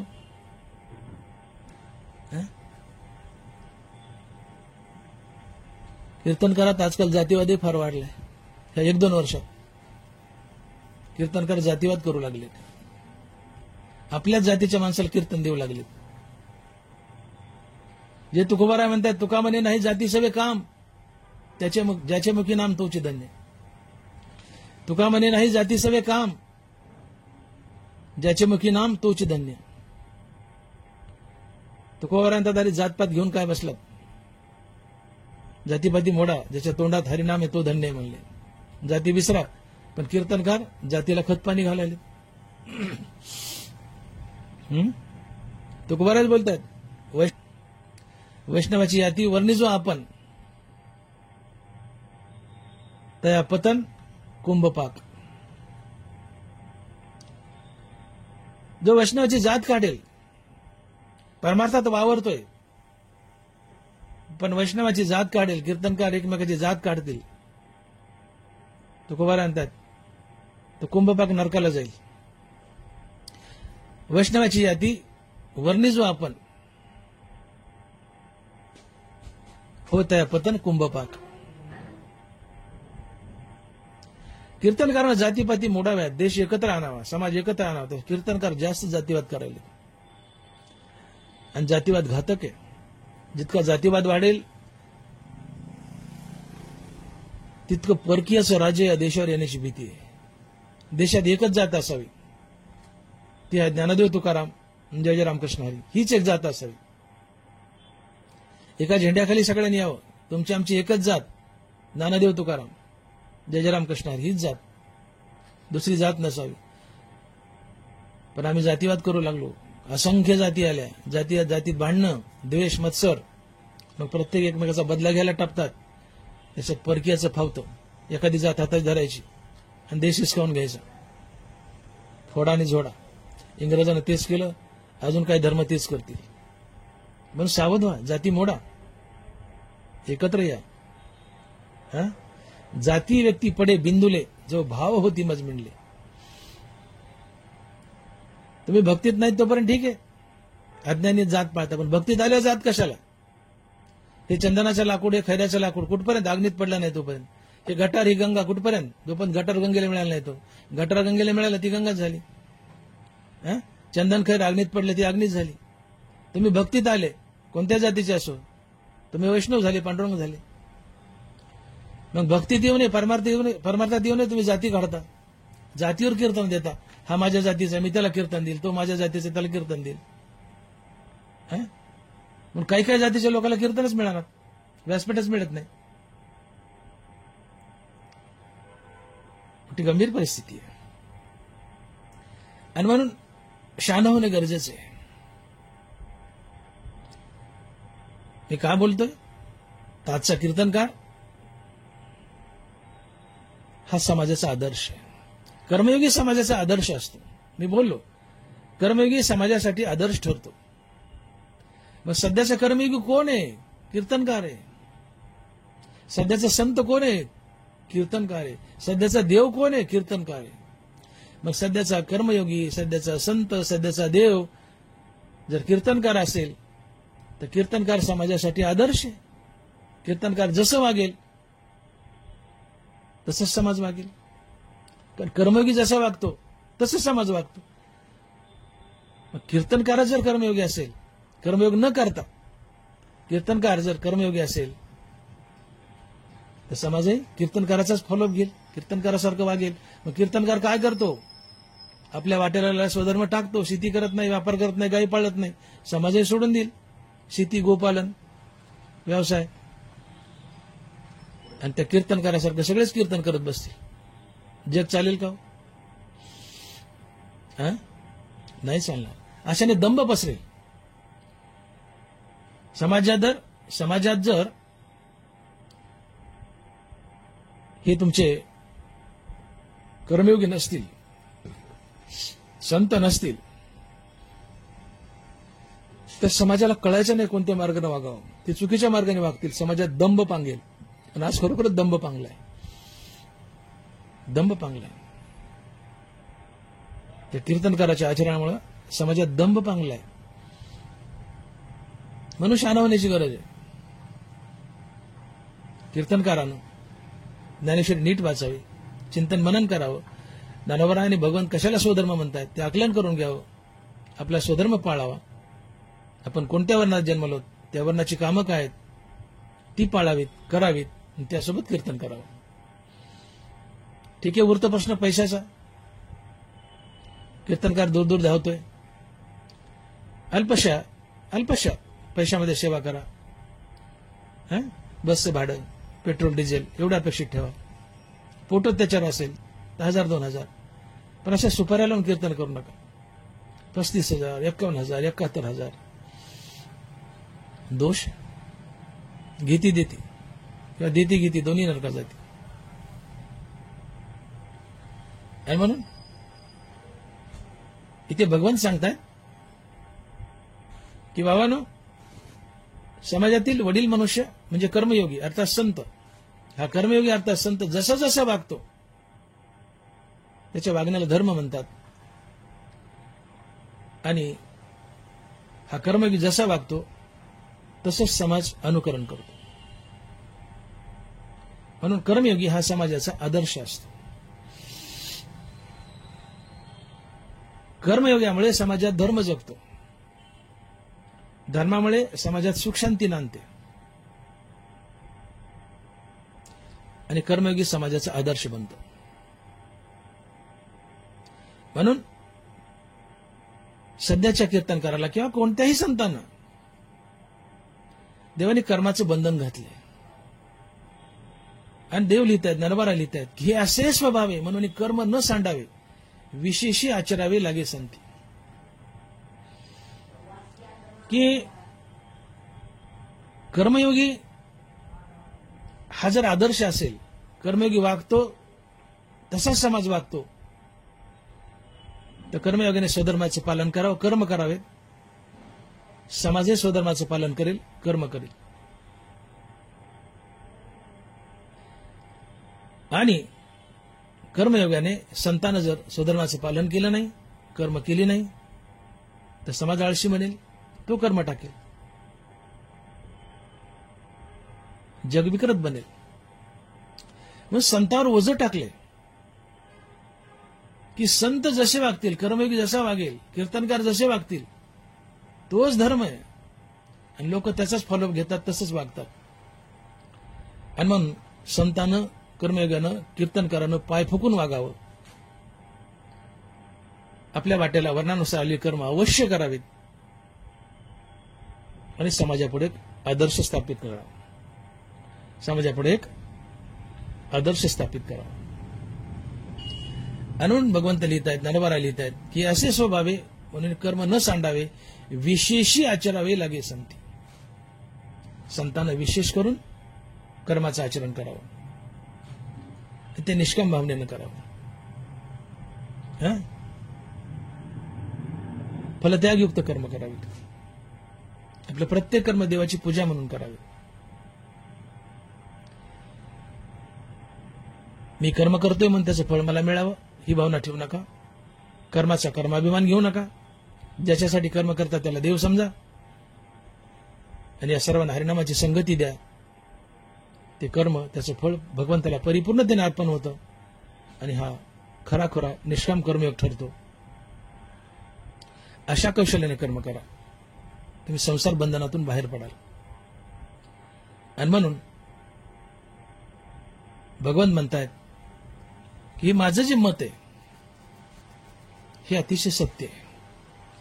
हे अनुपरोध मत माझे, जी परमादरे स्वीकारीचे, श्रद्धापूर्वक अनुष्ठीजे धनुर्धरा. अर्जुना, मी माझं मत मांडलंय, त्यात कुठला उपरोध नाही, शासन होण्याचं कारण नाही. मी स्वच्छ, स्पष्ट आणि सत्य माझं मत मांडलंय, ते तू स्वीकारावं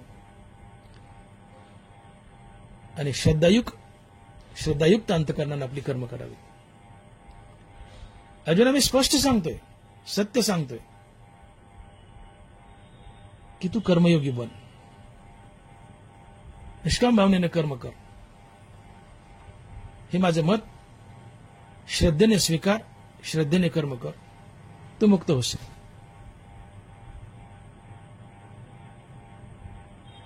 आणि मुक्त झाल्यावरही तू कर्म टाकू नकोस, कारण तुझ्यावर समाजाचं ओझं आहे, समाजाचं बंधन आहे. तू मुक्त झालायस आणि आत्मानंदात तृप्त आहेस. तुला कर्म करण्याची गरज नाही मुक्त झाल्यावर, तू आत्मानंदात तृप्त आहे. पण तरी सुद्धा समाजाला मार्ग दाखवण्यासाठी तुला कर्म करावी लागतील, किंबहुना कर. आणि म्हणून समर्थू जो येते अतिला सर्वज्ञ येते, त्याने सविशेष कर्माते तेज्यावेना. कर्मयोगी आहे, संत आहे, कीर्तनकार आहे, अशा लोकांनी चुकूनही कर्म टाकू नयेत. त्यांनी आवर्जून कर्म करावीत फलत्यागयुक्त. कारण ते जसं वागतील तसंच समाज वागतो. आणि म्हणून कीर्तनकार, संत, कर्मयोगी यांच्यावर मोठी जबाबदारी टाकली देवानी. आणि जुन्या काळातल्या संतांचं उदाहरण घ्या ना, आपण बोलून गेलोत ना. चर्म रंगू लागे रोहिदासा संगे, कबीराच्या मागे विनिसेले. प्रत्येक संताला देव त्यांच्या संसारात राबण्यासाठी गेलाय. प्रत्येक संतानं स्वधर्म पाळलाय. चर्म रंगू लागे रोहिदासा संगे. रोहिदास महाराजांनी कातडे बनले, बुटा चपला शिवल्या. देव जाऊन कातडं रंगू लागायचा. कबीर चादरी बनायच्या, देव कबीराच्या मागे शेले चादरी बनवू लागायचे. चर्म रंगू लागे रोहिदासा संगे, कबीराच्या मागे विनिसेले. या प्रत्येक संतानं स्वधर्माचं पालन केलंय आपल्या आपल्या वर्णाप्रमाणे. आणि देव त्यांच्या कर्मात संसारात राबायला गेलाय. सजन कसाय विकू लागे मास. आपल्या वर्णानुसार, जातीनुसार प्रत्येक संतानं कर्म केले. संतानं स्वधर्म टाकला नाही बदलला नाही, अनुमान करता नाशी होईल इथं. म्हणून आता सावधा व्हायचे. संतांनी स्वधर्म टाकला नाही बदलला नाही, वर्णानुसार आपल्या वाटेलेली कर्म संतांनी केली आणि देव त्यांच्या संसारात राबायला गेला, हे विशेष आहे. ज्या कर्माच्या शिडीनं संतानं मोक्षाचं शिखर गाठलं, मोक्षानंतरही कर्माची शिडी उराशी घट्ट पकडून ठेवली. अर्थात नाम आणि कर्मानं मोक्ष गाठला आणि मोक्षानंतरही नाम आणि कर्म करतच राहिले. असे संत जगासाठी आदर्श असतात, ते कर्मयोगी असतात. आणि हा आदर्श आजच्या कीर्तनकाराने डोळ्यापुढे ठेवावा. म्हणून ज्ञानोबा लिहित आहे की समाजातील वडील मनुष्य म्हणजे संत,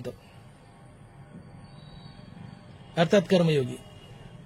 हा कर्मयोगी अर्थात संत जसं जसं वागतो त्याला धर्म म्हणतात.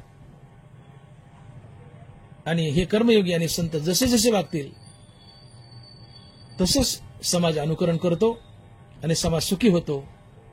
म्हणून कर्मयोग्यांनी, संतांनी आणि कीर्तनकारांनी आवर्जून कर्म करावेत.